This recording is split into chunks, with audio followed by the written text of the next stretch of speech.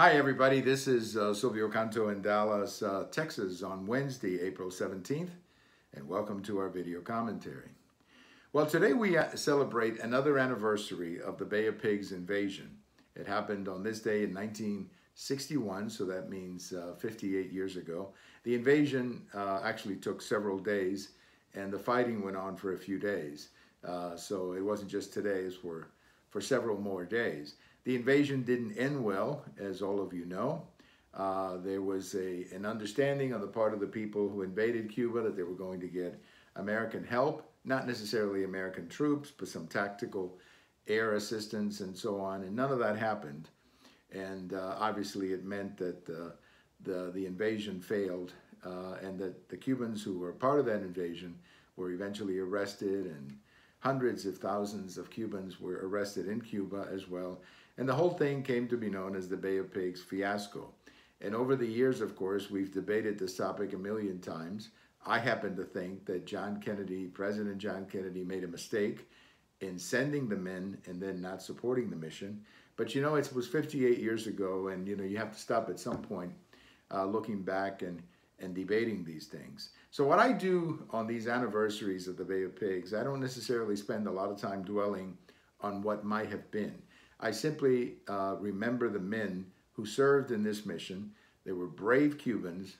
Many were very young, in their early 20s. Some were married and had families. And they were men who were willing to fight for Cuba, men who were willing to put on a military uniform and a rifle and invade Cuba and fight for Cuba's freedom. And unfortunately, it didn't work out. Some of them were killed. The rest of them were put in prison.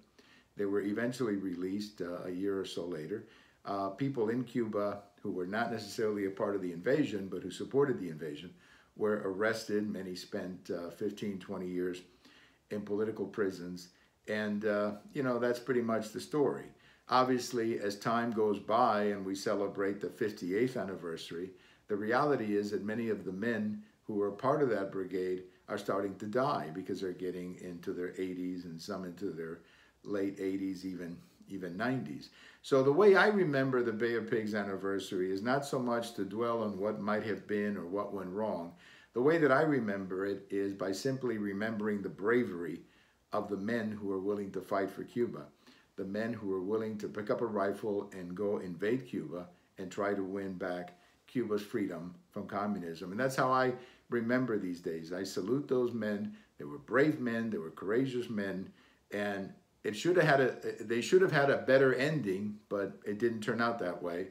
But that doesn't take anything away from their bravery and their courage. So I salute the men of the Brigade 2506 who were part of the Bay of Pigs invasion. As I say, many of them have passed away. They're getting up there in age.